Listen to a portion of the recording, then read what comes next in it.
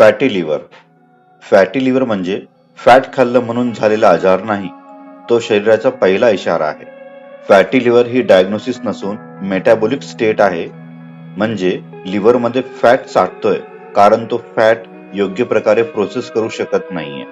Alcohol नसतानाही fatty liver होतो कारण इन्सुलिन रेजिस्टन्स. त्यामुळे शरीरातील फॅट लिव्हरकडे वळविला जातो. लिव्हरमध्ये फॅट साठायला तेल, तूप किंवा साखर जास्तीच खावी लागते असं नाही. जास्त कॅलोरीज, कमी मसल्सचा वापर हे पण कारण असते.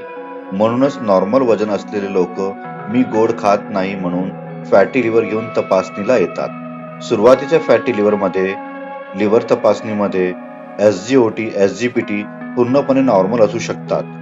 ब्लड रिपोर्ट नॉर्मल आहेत म्हणजेच हेल्दी लिव्हर असं नाही. सोनोग्राफीमध्ये पण खूप वेळा ग्रेड 1 फॅटी लिव्हर दिसणं हा लिव्हर डॅमेज नसून फंक्शनल ओव्हरलोड असतो. या टप्प्यावर फायब्रोसिस नसतो, सूज नसतं, पण मेटाबॉलिझम चुकीच्या दिशेने जात असतं.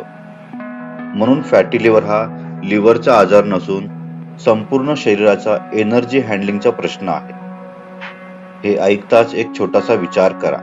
आज रात्रीचं जेवण आणि झोप यात किती तासाचं अंतर असतं? लिव्हर मेटाबॉलिझम नॉर्मल राहण्याकरिता अधूनमधून कोमट पाणी पिणं, सॅलडचा वापर करणं, लिक्विड इंटेक करणं, फिजिकली ऍक्टिव्ह राहणं याची सुद्धा गरज असते.